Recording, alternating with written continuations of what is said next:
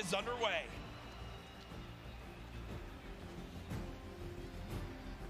For the last few matches, Jack, we've seen some relatively contested, popular drop zones. I've been watching on Twitter, and a lot of people have discussed whether or not Loot Lake right now is one of the hottest drops in the game. You have a number of duos, high-power duos that have dropped there consistently thus far. Do you think going into this Game 5 and 6, we're gonna see similarly contested early drops, or are people gonna change up the strategy with the amount of prizing on the line? I think the thing that we've seen so far is the teams that stick to their strategy are the teams that are, staying out on top. It's why they're consistently placing, say, Sap and Zayt, for example. Wouldn't be surprised to see people stick with their normal game one more time. Again, as Sundown did a great job of highlighting, Dr. Lupo, one big performance, 12 elims in a victory royale, 22-point game would shoot you way up the leaderboards. Oh, yeah. So you can't count yourself out yet, as we do see our last match winners currently on our screen. Uncontested there. Nyhrox dropping in an early baller, a very pivotal piece for late game survival. Going to farm up all the materials he can inside. Not going to smash too much of the outside until maybe the last second, just to prevent any reveal of his own position. He's just going to go ahead and move on. And actually does see targets down below. A couple attempted shots with that scope. They are accuracy at this level. Going to have to be very key if you're going to try and pick up an elimination that early. The scope might be exactly what Nyhrox needs to establish yet another elimination to put himself higher in the leaderboard of this duo. Remember, the scope, assault rifle, a hit scan weapon. You aim, you point, you shoot. If it's on him, it'll hit him. And these guys have pinpoint accuracy, as it's known.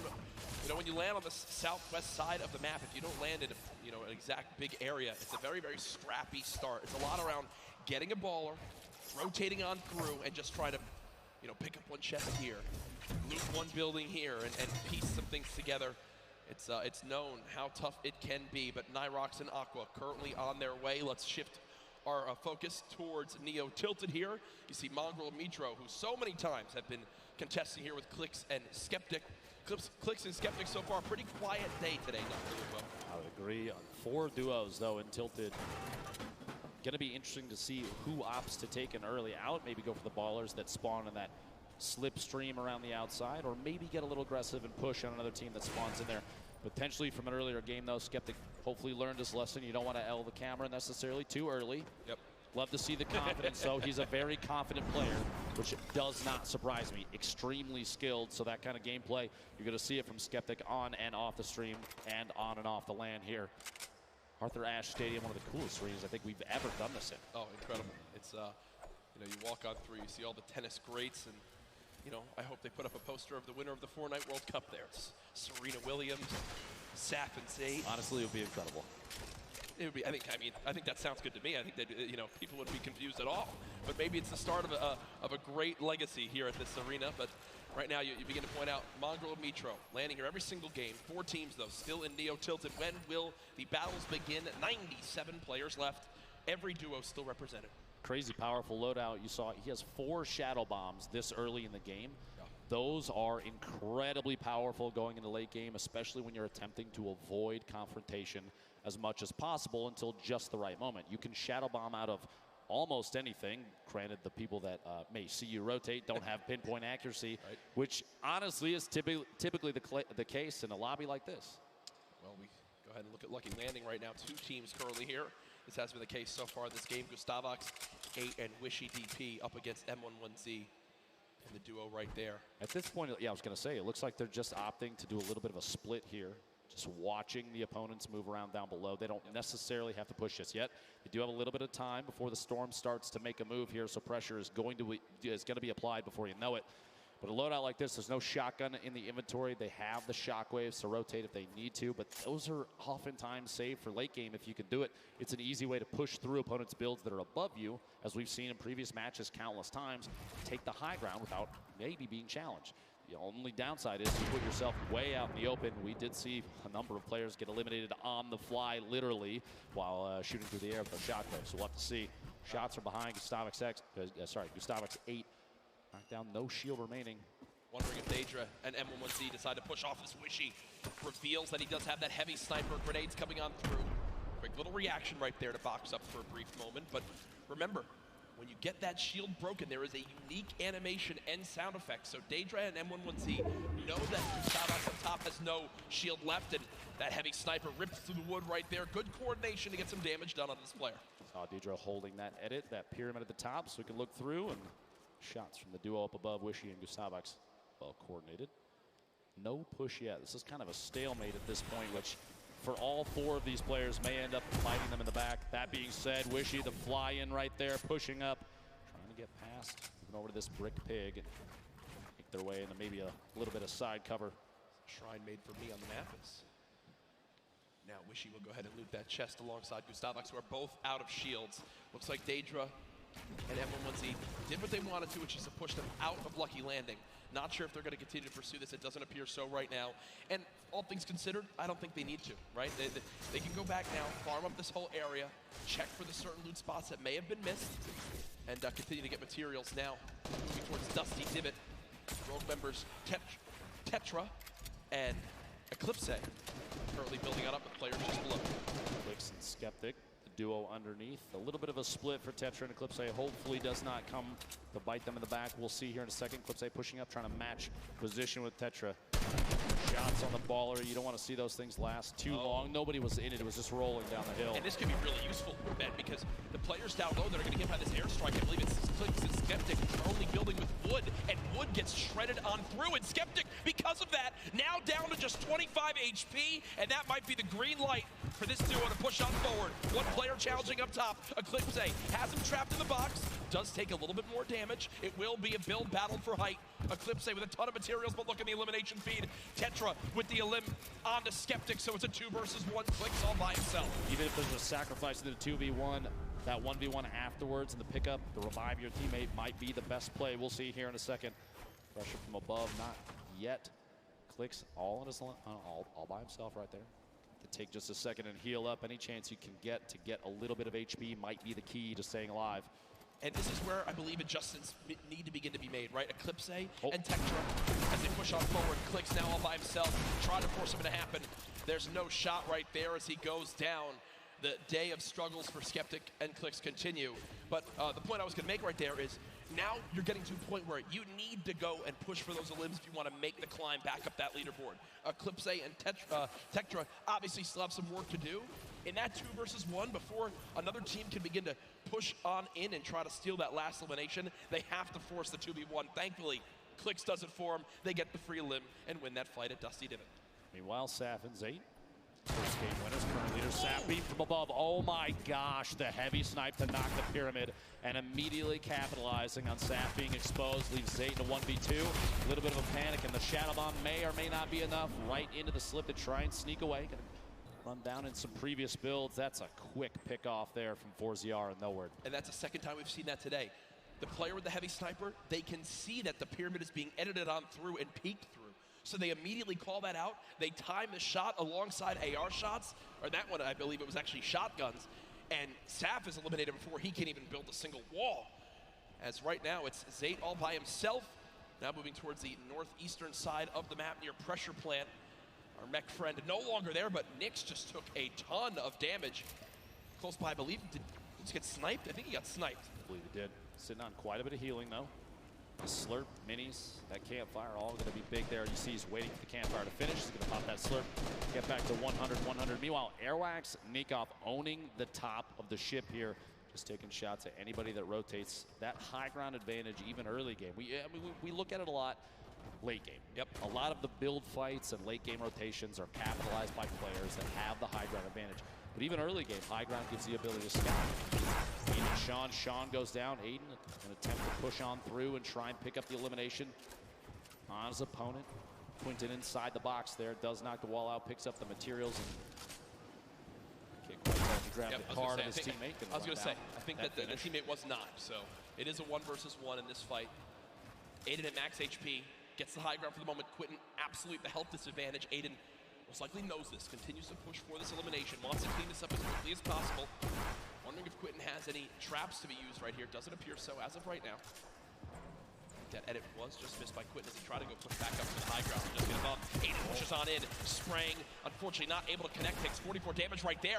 Quinn, a masterful fight so far. Aiden's health advantage now gone as they're about 15 HP between each other.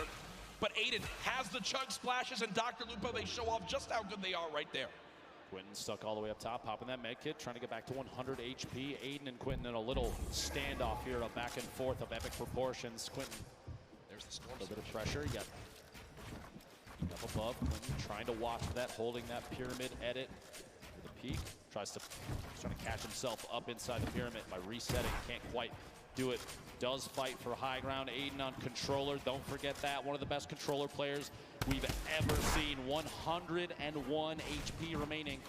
These inside the box fights, the combat for who can own a wall, the back and forth is insane. And the top down view, Aiden can't quite get that pyramid edit and gets caught in his own door. Did he miss? Yeah, I think he missed the edit out. Did wind up building a door, and Quentin makes it back in time to grab the reboot card. So Aiden and Sean go down quite early in game number 5. 74 players remaining. Storm Surge still currently in play. Zayt and Sav far above it at 385 damage above. Shouldn't really have to worry about that too much. As Zayt is in another skirmish right here. Dr. Lupo not deciding to use the chug splashes to get that health up. An interesting note here, you see Zayt taking single swings the wall that he doesn't own. He's attempting to bait the player from stopping a heal. He wants him to disengage from that so he can basically force a fight. He doesn't want them to get any of that HP back. He got the floor. Shield. And he already had that wall! Oh my gosh, and Tux goes down. What an angle shot from Zayt there. And that right there is Zayt baiting his opponent into making that exact move. What you just saw was why Zayt has remained one of the best players in competitive Fortnite from the very early days. He replaced the first wall before that fight even began. Then he moved towards his opponent, shot out the floor to push him towards the wall he already replaced. And once he did that, once the player ran and thought he was safe, he quickly hops on up, edits his own wall that he placed earlier, and gets the free elimination. It's one of those plays that separates Zayt from the millions of other players that play Fortnite. There's a reason they won that first game, Jack. It's going to show through and through throughout all these matches. Ziff called on your screen here. Game 5. 2 matches remaining. It's a very easternmost zone, Dr. Lupo, so you're looking towards it right now. Lonely Lodge will still narrowly be in play. Outside of that, just the drone ship from up above. The right side of your screen, don't get the format for these. Oh, Quinn goes down. I think he got caught with his build still in his hand. He wasn't expecting it. See the blueprint out. You hate to see that.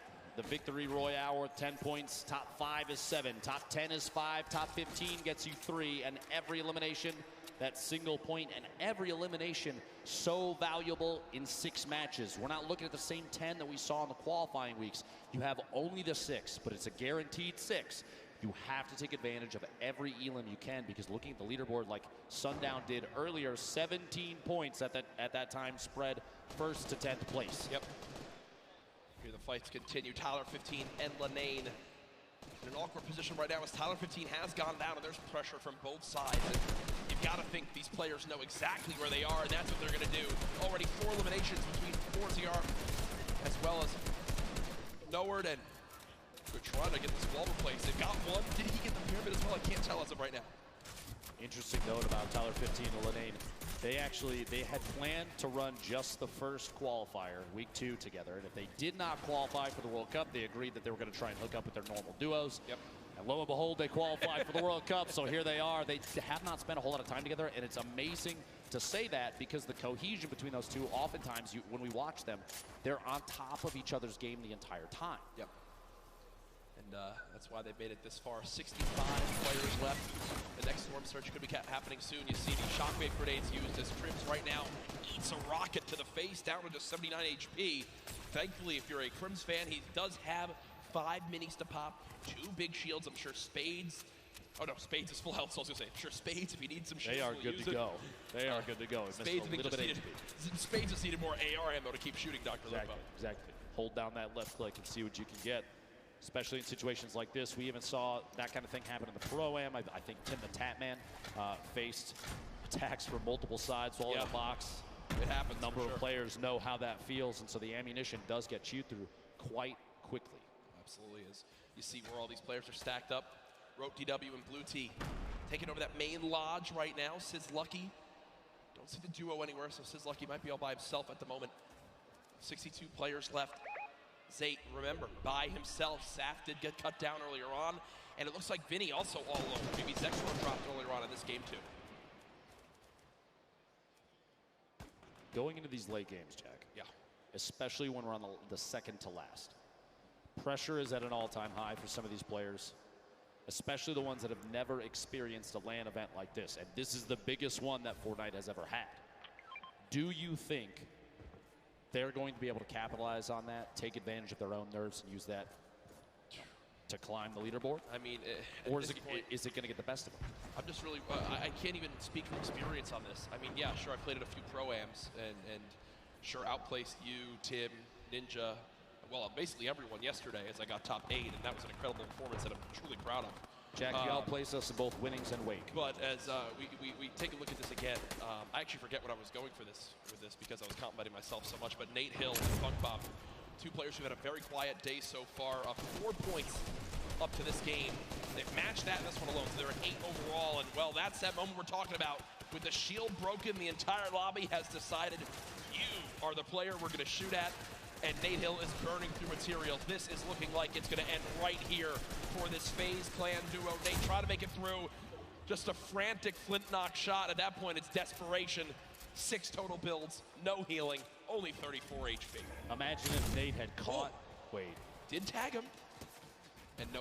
Gospel side is caught between multiple teams. Players rotating into the zone. Players that were originally taking shots. A tough break there in Game 5 for Nate Hill and Funk Bomb. Keenstar and Hunter do wind up finishing off that elimination with the help of Serpent and crew. 57 players left now. This zone, Ben, is in the middle of basically a forest, but most trees are now gone. I'm looking at the minimap right now. This is a pretty central zone where everything's remaining. So players on the outside will need to move in from all areas. The zone pushing forward. Here are Mitro and Mongol. A quiet game so far. 0 eliminations up to this point. The question remains, will EU climb up into the top 3? They're just on the outside right now. I know this is NA home turf, but I know the hundreds of thousands of European members of the Fortnite community are out there rooting for duos like Mongol and Mitro to pop on up. And unfortunately, when I mentioned EU duos, I just saw Benji Fishy and Mr. Savage go down to the duo of Arkram and Falconer as they continue to perform well, a team also in the top 6.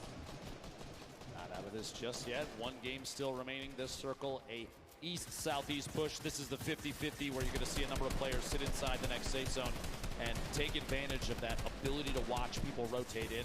That's where a lot of the eliminations mid-game happen, is people trying to get into the next position, and players like Mongrel, Mitro, they are in spots to take advantage of that. That being said, Ronaldo does take out Mitro on the feet, picks up that elimination for the duo.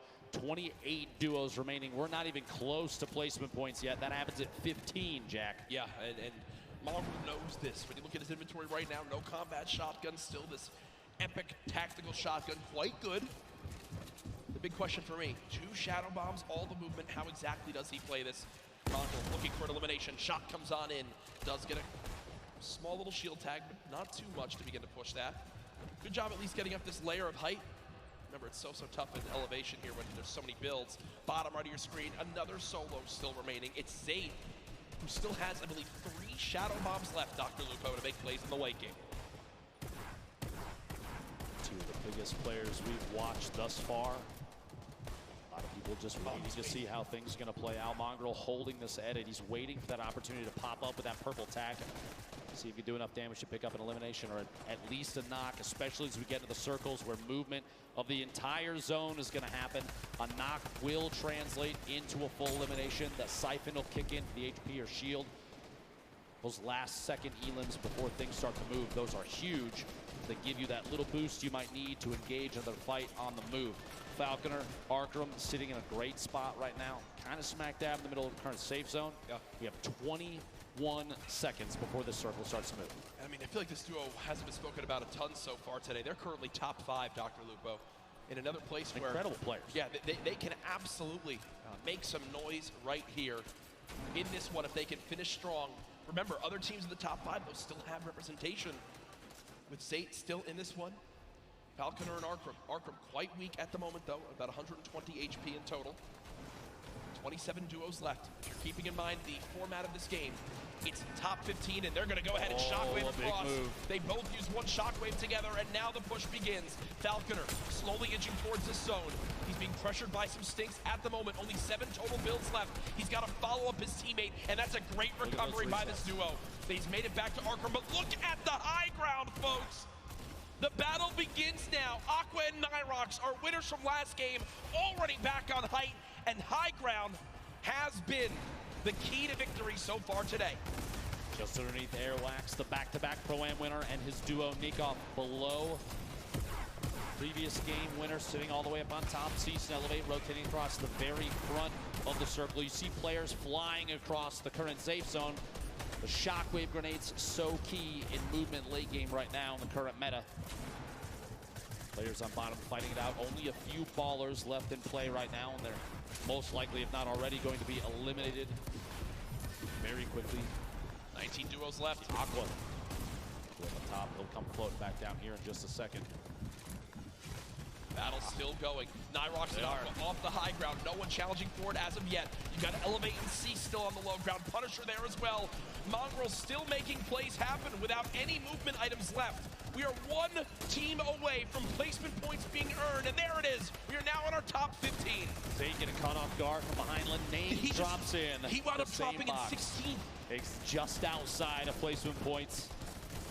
Zayt and Saf will not earn placement points this game. The lobby beginning to drop like flies, and look on the high ground still, folks. It's Nyhrox and Aqua setting themselves up for a great spot at the end of this game. 2 players still left in ballers. Somehow, Mongrel is, oh no, he goes down right there. 11 players left, Dr. Lupo. Players all the way to the high ground, still Aqua and Nyhrox. They have absolute ownership of everything underneath them so long as they stay on top of their material count. They don't get overzealous with those builds. You have to savor those, because right now there's nothing left unless you pick it up from a player that gets eliminated. Item at the edge of the zone goes down. Spray from that minigun from Aqua. He is not letting anybody move unchallenged right now. So powerful. 2 duos left. It's Aqua and Nyhrox, Cease and Elevate. The rest are all solos down low. Conclusion with the elimination on the Chapix. Cease and Elevate deciding to drop down low because I believe they're out of builds. They've just got to go brawler mode right now. Cease getting chunked by this minigun of Aqua as he continues to rain down fire. Down goes Cease. Elevate now weak as well. The circle's moving back the other way. Wolfies is at the forefront right now in one of the best spots because of all those builds potentially already owned. He can just make his way on through without challenge. Skype trying to challenge for high ground and gets absolutely beamed. Daedra and Wolfies in this game as solos. Cluja as well. Aqua and Nyhrox. Could they get another victory royale? Currently at 5 eliminations this game.